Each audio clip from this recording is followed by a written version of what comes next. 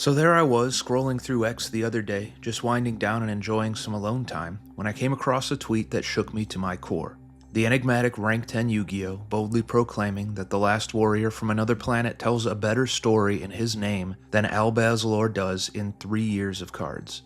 Now obviously this statement is made at least partially tongue-in-cheek, but the essence of the statement seems to reflect their actual opinion. Albaz lore sucks? I for one certainly won't stand for this. The replies to this tweet were filled with duelists largely agreeing with Rata. Modern lores like Visus, World Legacy, and even Sinful Spoils were catching strays, with people proclaiming that all of these attempts at storytelling were subpar. But is it possible that they're right?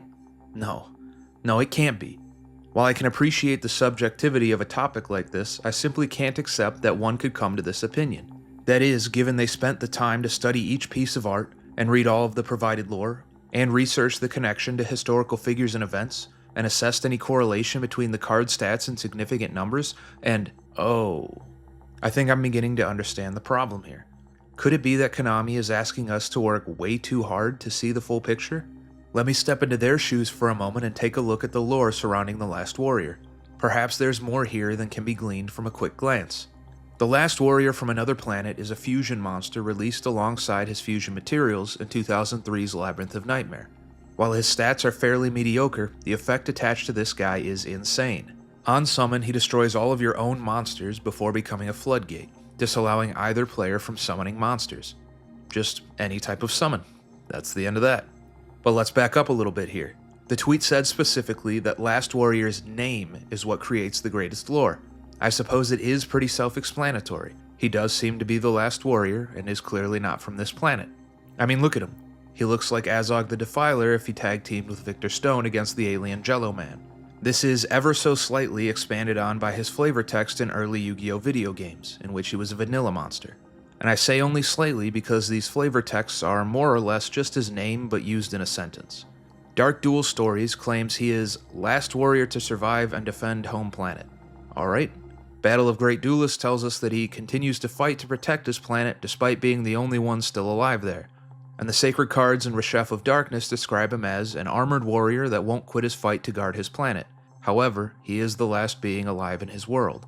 Really, his effect matching the vibe of these texts does a far better job of painting the picture than anything else, in my opinion at least.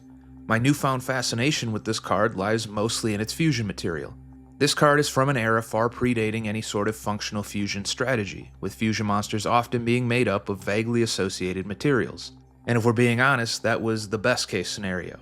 On many occasions, these materials just left duelists scratching their heads and wondering how the hell a giant sea serpent would be the result of a fusion between a magical lamp and a hairy water imp. Because of this trend, I assumed that Last Warrior would be more of the same.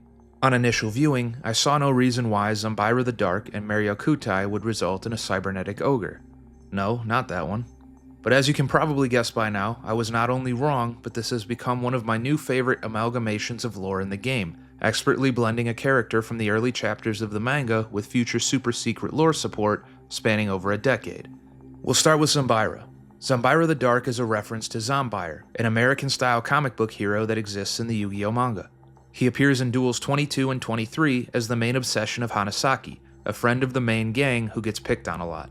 His dad is a businessman, spending large amounts of time away in the States for work, but whenever he returns home, he brings his son a piece of Zombire merchandise because Hanasaki tells him Zombire makes him feel strong. Shenanigans ensue, and Yami lights some dudes on fire. Moving on. Like any good comic book hero, Zombire is given a backstory, explaining that he was once the god of death before eventually learning how to love. He begins to fight against evil, causing his face to rot and his lifespan to shorten. This origin story echoes that of Spawn, the hero he was based on. Spawn returned from hell after making a deal to see his wife one last time before taking on the role of protector of humanity from the forces of heaven and hell and the apocalyptic wars that they had planned.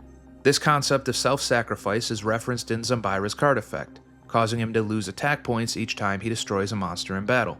This also clears up a question I've carried since childhood. In the OCG and eventual Lost Art print of this card in the TCG, there's a stylized logo sat over the top of the image reading Zombire. Upon seeing this for the first time, and having no concept of the OCG or censoring as a young duelist, I had always thought this looked very out of place, and assumed it was some kind of error until much later. Now here we are, roughly 20 years later, and with full context, and I've grown to appreciate how unique this card art is. This is the same logo seen on a poster of Zombire in Hanasaki's room, and is likely the same logo used on the cover of his comic books. Now for the other fusion material, Maryokutai. This was the one that really struck me as nonsense. It's a magical skull with lightning for a brain that can negate a spell by tributing itself. Where exactly does this fit into the equation? Well, right here it turns out. But believe it or not, this card actually has a bit of lore as well. To learn the true nature of Maryokutai, we would have to wait 13 years after the last warrior's arrival, leaving him a forgotten memory of days gone by until the release of 2016's The Dark Illusion. Within this set was Magical Midbreaker Shield. In the art of this card, Breaker the Magical Warrior and Midshield Gardna can be seen trying to fend off Mobius the Frost Monarch. But if you take a closer look, you may notice that this encounter has been swarmed by a horde of Maryokutai, assisting in the takedown of the Monarch.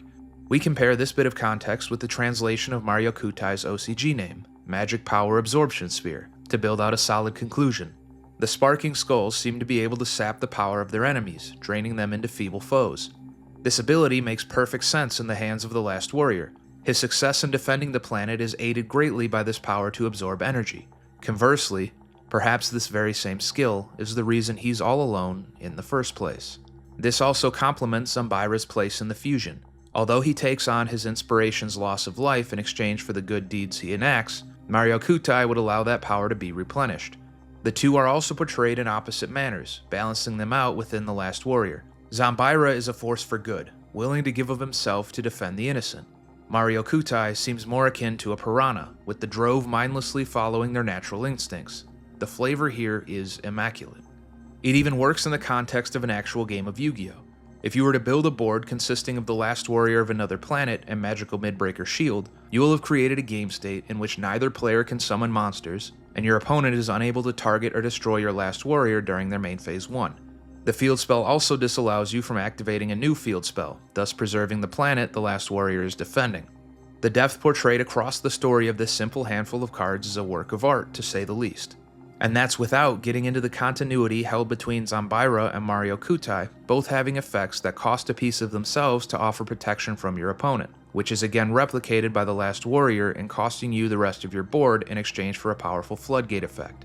I'm actually amazed at how well all of this fits together, despite spanning multiple mediums and over a decade of set releases. Ah, shit. Maybe they were right after all.